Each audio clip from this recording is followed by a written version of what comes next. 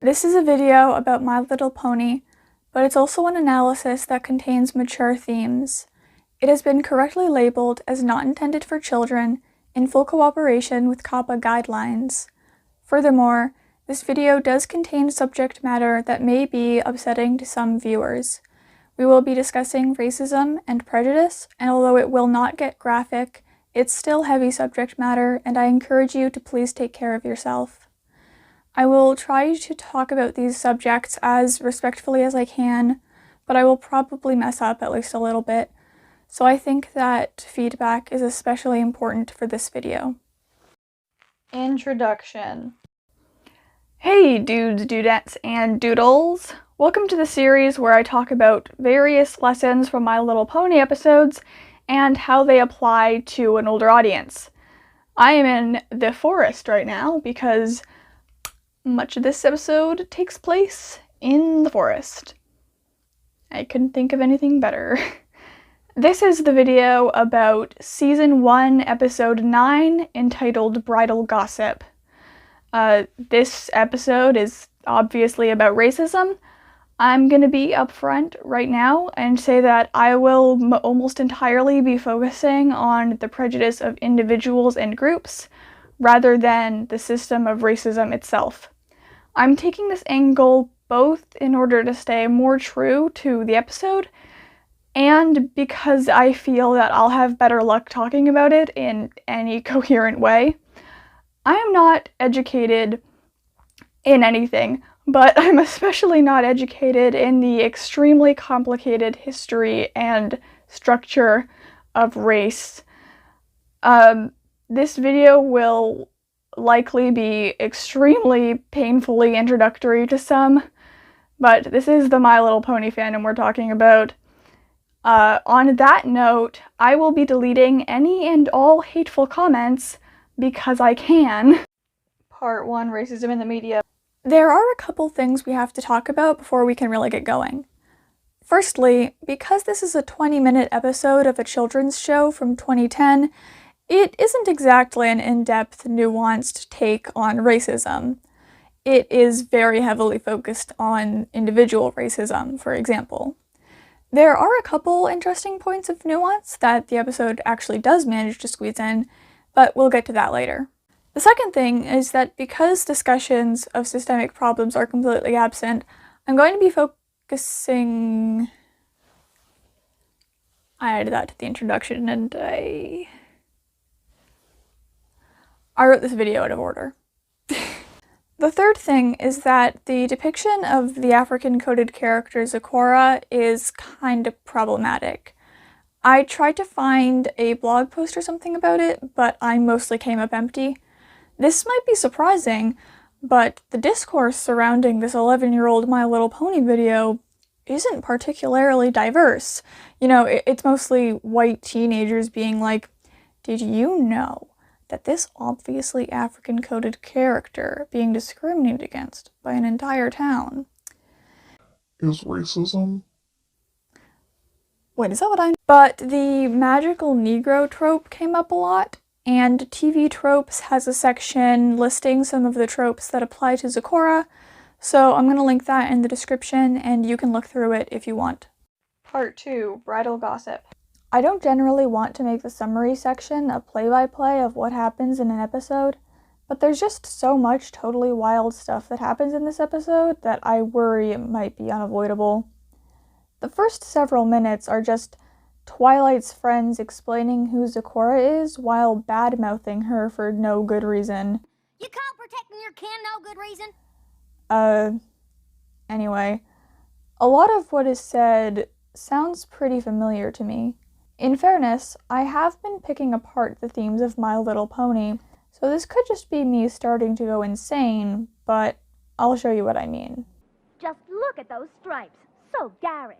And her stripes aren't a fashion choice, Rarity. They're what she was born with. Hey, Rarity, eat your own hair. What kind of a person hears that the trait they just mocked someone for is genetic and doesn't immediately feel like the biggest chud in the world? For some reason, Rarity finds the heritability of the trait even more offensive. Born where? I never seen a pony like that in these parts. Like, am I reading too much into this? She's an evil enchantress. She does evil dances. And if you look deep in her eyes, she'll put you in trances. Then what will she do? She'll mix up an evil brew. Then she'll gobble you up in a big tasty stew. So, watch out! Where do I even start with that? Okay, Pinkie Pie, every line of your song is a racist stereotype. I mean, let's do a checklist. We've got witchcraft, evil dances, mind control, cannibalism. I really don't want to be another person pointing out that this episode is about racism, but like, I mean, it's not subtle.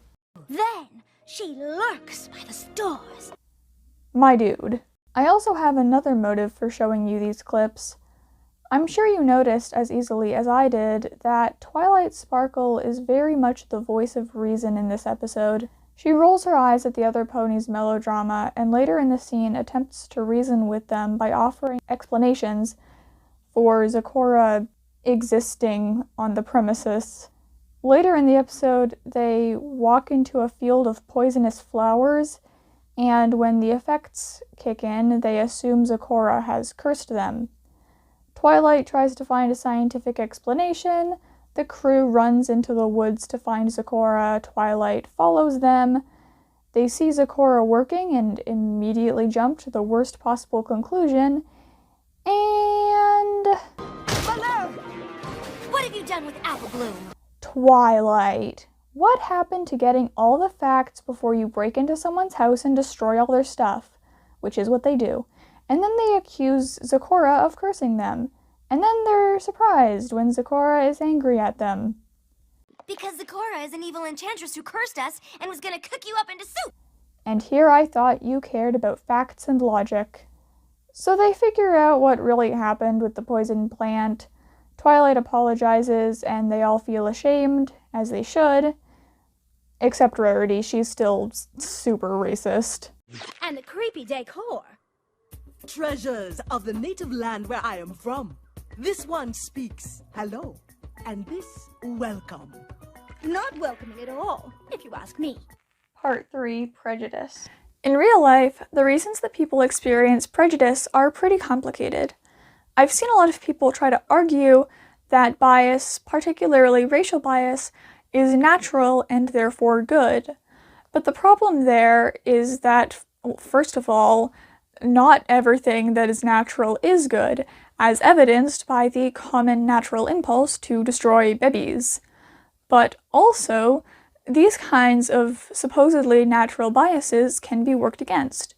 The research shows that factors such as exposure drastically reduce group bias, and that of course means that having a society where we all work together cooperatively and peacefully despite our biases is attainable, at least from a biological perspective. One big factor in causing prejudice is socialization. So basically, how we're raised, what gets taught in our education system, what our media landscape looks like, and stuff like that. Socialization, being biased against certain groups, is both a cause and effect of those groups becoming marginalized. This is also why you can't be racist towards white people, by the way, because the systems of race and racial socialization are inherently biased in favor of white people. As I mentioned near the beginning of the video, the structural aspects of racism aren't really discussed here.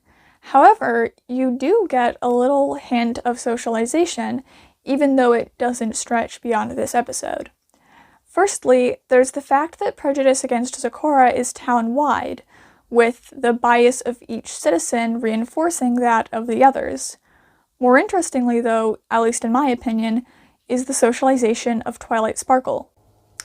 Twilight starts the episode as the level-headed one who isn't about to judge someone she doesn't even know. But, after absorbing the racist complaints of her friends without being able to find the truth, she's knocking down Zecora's door with the rest of them.